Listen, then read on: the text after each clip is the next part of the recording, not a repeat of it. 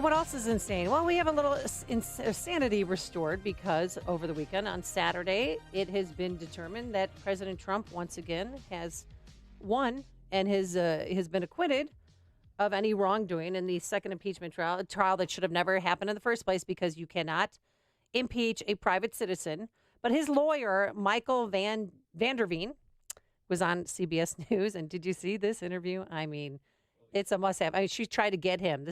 Even though Trump's gone and been acquitted 2 times now, they can't get enough of them. They want more. Well, what about state and maybe federal charges now? Are you expecting to face more charges against Mr. Trump in the near future? And do you anticipate being part of that defense? No, that's just political rhetoric. And I was hopeful that something would come out of this, that the political rhetoric would stop out of Washington, D.C., but I guess apparently it hasn't. And she kept hitting him on and just, talking about insurrections, use that in your closing. And he said, no, I didn't. You didn't hear me, woman. I used the word insurrection in my closing argument when quoting the charging documents. What happened at the Capitol on January 6th is absolutely horrific. But what happened at the Capitol during this trial was not too far away from that. The prosecutors in this case doctored evidence. They did not investigate this case, and when they had to come to the court of the Senate to put their case on, because they hadn't done any investigation, they doctored evidence. It was absolutely shocking, I think, when we discovered it, and we were. And the best part is literally when he talked about mainstream media and the news. Yeah. When I watch the news, I watch one station and it's raining. I watch another station at the same time and it's sunny. Your coverage is so slanted, it's got to stop. You guys have to stop and start reporting more like PBS does rather than a TV news show that doesn't have any journalistic integrity at all. What I'm saying is okay. Ma'am, your question is I want to be clear for our viewers. Listen, what has to happen is I want to be clear for our viewers about what exactly you're saying when you say doctored evidence. The media has to start telling the right story in this country. The media is trying to divide this country. You are bloodthirsty for ratings, and as such, you're asking questions now that are already set up with a fact pattern. I can't believe you would ask me a question indicating that it's all right just to doctor a little bit of evidence. There's more stuff that we uncovered that they doctored, to be frank with you. And perhaps that will come out one day. But we won this case, and I'm not a sore loser, but what happened, or a sore winner, I should say, but what should happen is somebody should look at the conduct of these House managers. It's unconscionable, aside from all of the due process violations that my client had. And then later, he did drop the mic. I mean, he literally, when he was done, just took off the mic and walked away. Mic drop. For more on this, let's welcome back to the program John Lott, president of the Crime Prevention Research Center, former senior advisor for research and statistics at the U.S. Department of Justice's Office of Legal Policy, and author of Gun Control Myths, More Guns, Less Crime. And he also wrote a wonderful article on townhall.com. Trump's Senate trial rests on the claim that he lied about voter fraud. He didn't. Good morning, Mr. Lott. How are you? Well, great to talk to you again. Thanks for having me on. Yes, quite a long introduction, but you're quite an accomplished human being. So what did you make of this second impeachment trial? I guess it was a political charade. I don't even think that the Democrats took it seriously. I mean, it's hard to believe that they believed half the things that they were claiming during the trial that was going on. And it just, compare it to something like what happened in 2017 at Trump's inauguration. I mean, there you had real violence that had occurred in terms of a lot of people being injured. Democrats, all the major Democrats were saying that Trump had, was an illegitimate president. None of them, condemned the violence that was occurring at that time where Trump supporters were being hurt. If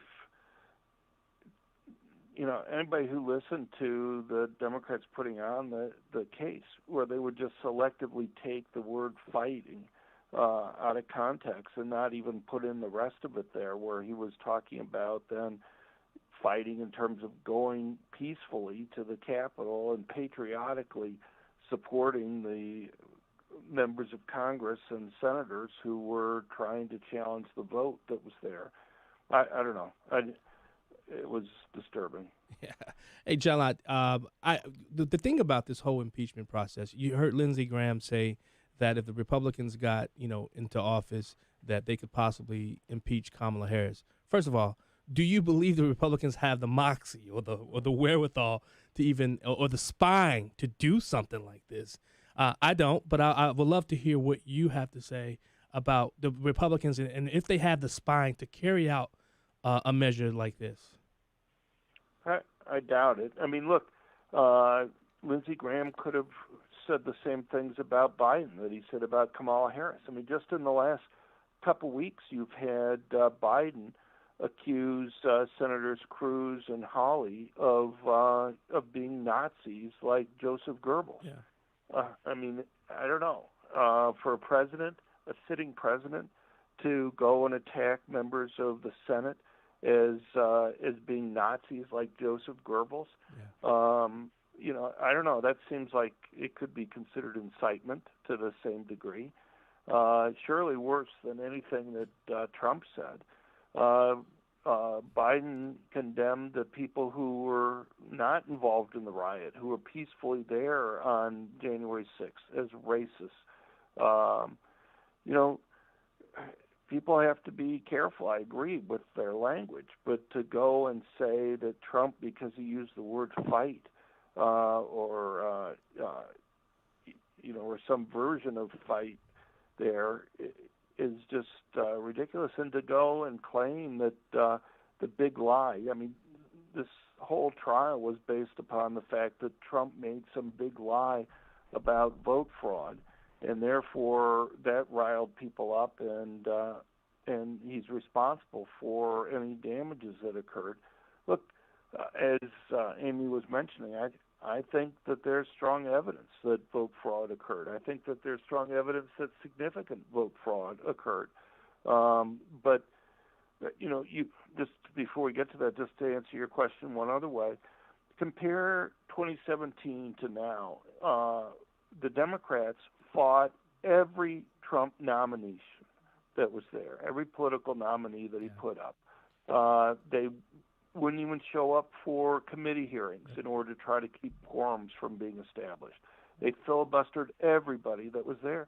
Have the Republicans done anything similar against Biden? Not even remotely. No. I mean, they've only fought a couple of his nominations that are there. Well, and anyway, go ahead. Yeah, no. So if we don't have secure elections, we don't have a country. Yeah. And moving forward, this absentee ballots, it can go on forever. I wouldn't want a day where we just have an election day. Yeah. Like if you look at the Senate runoff in Georgia, that election lasted almost a month. Yeah. And the longer you have, the more time, there's more chance of, the system being vulnerable. Right. Look, people say that Trump is delusional for being concerned about the integrity of absentee ballots. If Trump's delusional, the whole rest of the world is delusional. Yep. You look at Europe. 75% of European countries completely ban absentee ballots for citizens living in the country. Another 21% either limit it strictly to those who are in the military or those who are in the hospital, or you are required to have to go and show a photo voter ID in order to go and pick up the absentee ballot yourself. So 96% of European countries have much stricter rules for absentee ballots than we have in the United States. And it's because a lot of them used to have absentee ballots, but ran into fraud and stopped using them. And, here we don't even have even normal rules in this election in terms of checking signatures in many places. That's ridiculous. And we have places across the country where observers were not allowed to observe checking the signatures. They weren't allowed to observe checking the actual count of the votes that were there. There are real problems. One thing we heard over and over again during the trial this last week was that the courts, the number 61 court cases had ruled that there weren't evidence of vote fraud. That's not what they did. Anybody who reads any of the cases know that in every single case, what happened was they said, look, Republicans, can you provide enough evidence that there was significant fraud that would change the outcome of the elections? And the Republicans said, well, observers weren't allowed to observe. Mm-hmm. Can you go and let us have discovery? Because you don't want these 1,000 affidavits that we have here. You want an actual count of fraudulent votes. And the judges would come back and say, look, we know that there's been a lot of irregularities, but before we grant you discovery, we want you to be able to go and show us up front that there was enough fraud to go and change the outcome of the elections. And the Republicans basically faced a catch-22. They couldn't go and provide a vote count of the number of fraudulent ballots because they weren't allowed to observe them, and they weren't allowed to go and have discovery until they could go and show that there was enough fraud that had occurred to change the outcome. Yeah. John Lott, before we let you go, wanted to get your take on President Biden. Now he's calling on Congress to enact common sense gun law reforms, yesterday being the 3rd anniversary of Parkland shooting. What exactly does it mean, common sense gun law reforms? Can you help us out?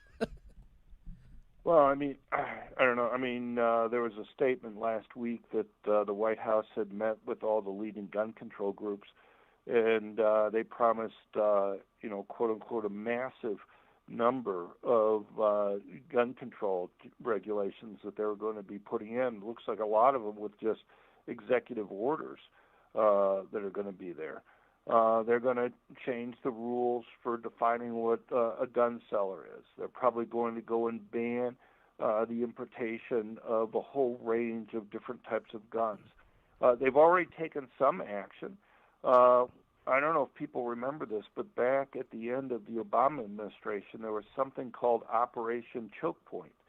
And what happened was the federal government would put pressure on financial institutions not to do business with certain, companies that the Obama administration didn't like.